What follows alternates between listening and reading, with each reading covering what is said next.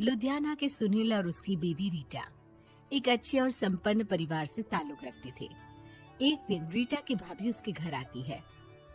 रीटा, तुझे तो पता है तेरा भाई कुछ नहीं करता, ऊपर से 2 बच्चों की जिम्मेदारी, बेटी भी बड़ी हो गई है।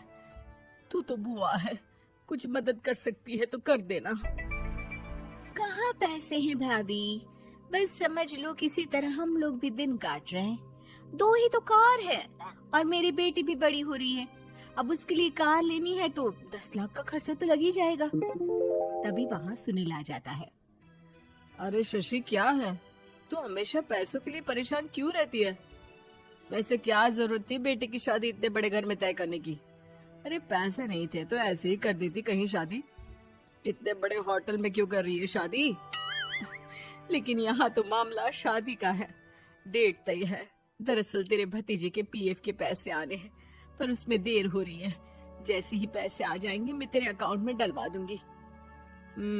ठीक है, हम लोग सोचकर बताएंगे। तभी वहाँ भतीजा आ जाता है। फूफा जी, आप लोग ही मदद कर सकते हैं, वरना तो कैसे काम होगा समझ में ही नहीं आ रहा। मैं वादा करता हूँ जैसे ही पैसे आ जाएंगे मैं आप लोगों को वापस कर दूंगा। हाँ भाई, ठीक है। अब देख भाई, हमारे लड़के तो सारा दिन घर पर पड़े रहते हैं, ना कमाते हैं ना कुछ कमाने की इच्छा रखते हैं। लेकिन चल, ये ले, कितने पैसे चाहिए? जी 4 लाख रुपए। ठीक है, लेकिन पैसे ध्यान से वक्त पर वापस लौटा देना। सुनील मुसीबत के वक्त बीवी के भतीजे की मदद तो कर देता है, लेकिन उन लोगों के जाने के बाद देख ले रीटा, तेरे मायके वालों ने मांगा तो दे दिया, वरना इन लोगों का मुझे कोई भरोसा नहीं है। अरे क्यों भरोसा नहीं है? इससे पहले तो कभी इन लोगों ने आपसे मदद भी नहीं ली। हाँ, ली तो नहीं, लेकिन पैसे की किल्लत ही रहती है ना इन लोगों के पास। अरे ठीक है ना, नहीं लौटा पाए तो भतीजे के ससुराल से निकाल देंगे। सुना है बड़े घर में शादी हो रही है। सुनील और रीटा पैसे तो दे देते हैं, लेकिन अगले रोज ही। हाँ भाई साले साहब, क्या हाल है? ठीक हूँ जीजा जी। क्या बात है, सालों बाद आपका फोन, जरूर कोई बात होगी, बताइए ना। अरे वो तेरी बड़ी भाभी आई थी, बेटी की शादी कर रही है ना, तो पैसे लेने के लिए मैंने दे दिए 4 लाख। सोचा भाई किसी गरीब की बेटी की शादी हो रही है, पुण्य मिल जाएगा। अच्छा किया जीजा जी, उनका बेटा बहुत मेहनती है, जल्द ही लौटा भी देगा। वहीं रीटा भी फोन करके हर किसी को पैसे देने की बात करती है। रीटा की भाभी शशि के पास उसके भाई का फोन आता है। तूने सुनील से पैसा लिए हैं क्या? नहीं भाई, सिर्फ बात की है, बोल तो रहा है कि दे देगा। वो लोग मदद करने वालों में से नहीं है, और मदद कर भी दे लेकिन समाज में गा गा कर हालत बुरी कर देते हैं। अब गाने दीजिए ना भाई, मैं क्या कर सकती हूँ, मेरे पास कोई ऑप्शन भी तो नहीं है। बेटी की अगले हफ्ते शादी जो है। शशि की बेटी की शादी हो जाती है, लेकिन शादी के 1 महीने बाद ही सुनील का फोन भतीजे के पास आता है। हाँ भाई, शादी तो हो गई हम लोगों की दुआ से। अब देख, ऐसा ही फायदा होता है पैसे वाले रिश्तेदार हो तो। तेरे वक्त पर हम कैसे खड़े हो गए थे, लेकिन अब पैसा लौटा दे भाई। जी, मैंने पीएफ के लिए अप्लाई कर दिया था, उसकी नोटिफिकेशंस मैं आपको भी भेज देता हूँ। मुझे लगता है 10 दिन में पैसे आ जाना चाहिए। जैसे ही पैसा आएगा मैं आपके अकाउंट में डाल दूंगा। और ना जी ना, कोई नोटिफिकेशन नहीं चाहिए, पैसा चाहिए, पैसा। अब ठीक है अंकल, बस 10 दिन का समय दे दीजिए। अभी हफ्ता भी पूरा नहीं होता कि भतीजी के पास उसके गांव के दूर के चाचा का फोन आता है। अरे बेटा, क्या बात है, सुनील के कोई पैसे ले रखे हैं तो दे क्यों नहीं देता? हाँ चाचा जी, बात तो हुई थी, 10 दिन का वक्त मांगा है, उम्मीद है हो ही जाएगा।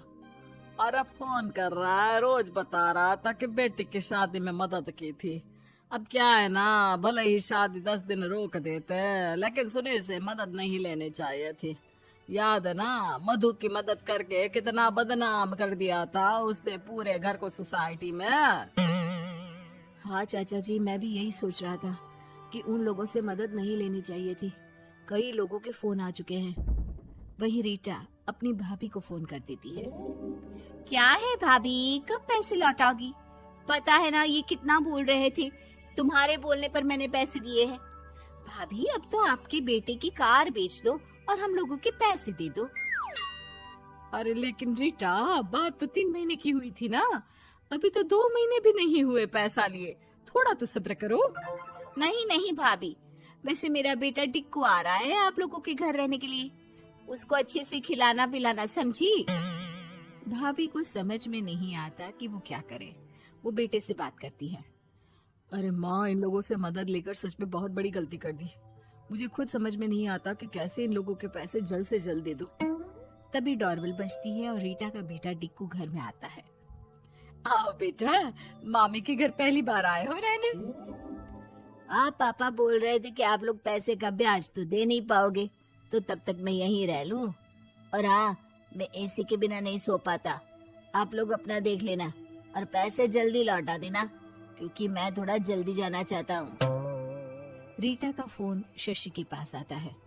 भाभी, पैसे कब तक दोगे?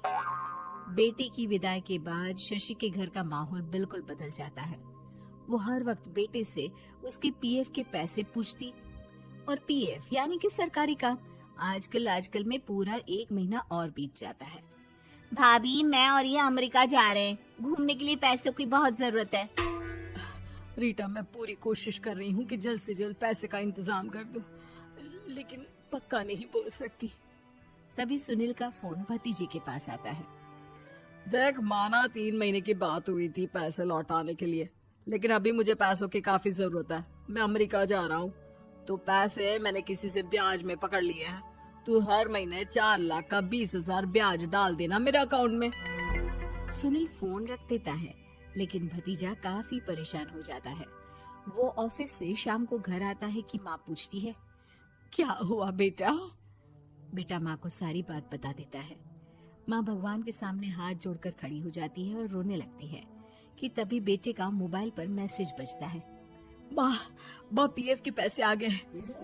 और वो ऑनलाइन ही सुनील के पैसे वापस कर देता है। भला हो भगवान का।